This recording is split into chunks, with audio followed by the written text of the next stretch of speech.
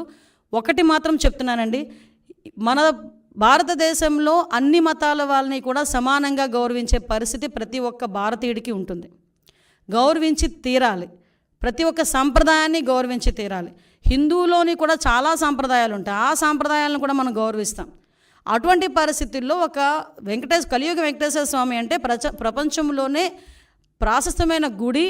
చాలామంది మొక్కుబడులు ఏ రేంజ్లో తీర్చుకుంటారంటే, కొంతమంది ఎక్కడున్నా ప్లస్ కాలినడకన వస్తారు, కొండ మీదకి కాలినడకన ఎక్కుతారు, మోకాళ్ళ మీద నుంచి ఎక్కుతారు కొంతమంది.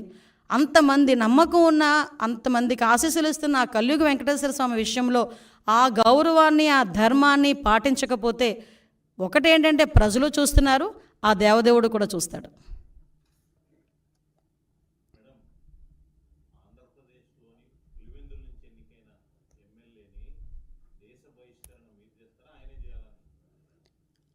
విషయం ఏంటంటే ఆయనకి ఎప్పుడు సెల్ఫ్ గోల్ వేసుకోవడం అలవాటు. ఇలా మాట్లాడి ఆయనే తెచ్చుకున్నాడు, దేశ బహిష్కరణ చేయాలి. నేను డిమాండ్ చేస్తున్న దేశ బహిష్కరణ చేయాలి ఇలాంటి వాళ్ళని. ఎందుకంటే ఏ దేశం ఇదేం దేశం అని మాట్లాడతాడండి. అసలు ఏదైనా ఒక దేశభక్తి గీతం వస్తే లేచి నుంచుంటాం అందరూ. మన దేశం గురించి మనం చాలా ప్రౌడ్గా ఫీల్ అవుతాం.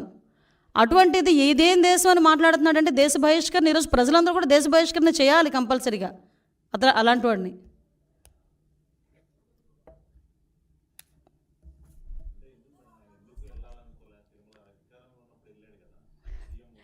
వెళ్ళాలి అంటే డిక్లరేషన్ ఇవ్వాలి. డిక్లరేషన్ ఇచ్చి వెళ్తే కనుక పరిస్థితి ఏంటో ఆలోచించండి ఒకసారి.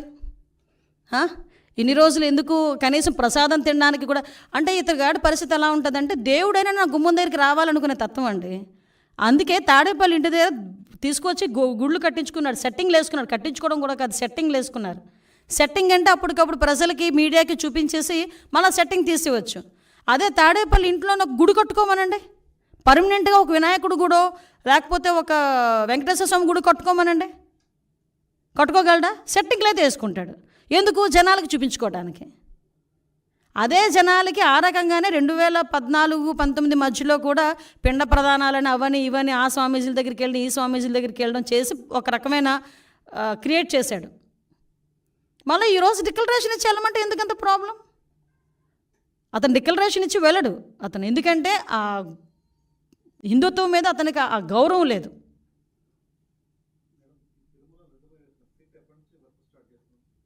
సిట్ రెడీ అయిపోయిందండి, ఆల్రెడీ దర్యాప్తు కూడా స్టార్ట్ అయిందండి. లేదు, ఇంకా ఒకసారి ప్రైమరీ ఇన్వెస్టిగేషన్స్ అవుతున్నాయి కదా, టైం బాండ్ పెట్టుకొని చేస్తాం.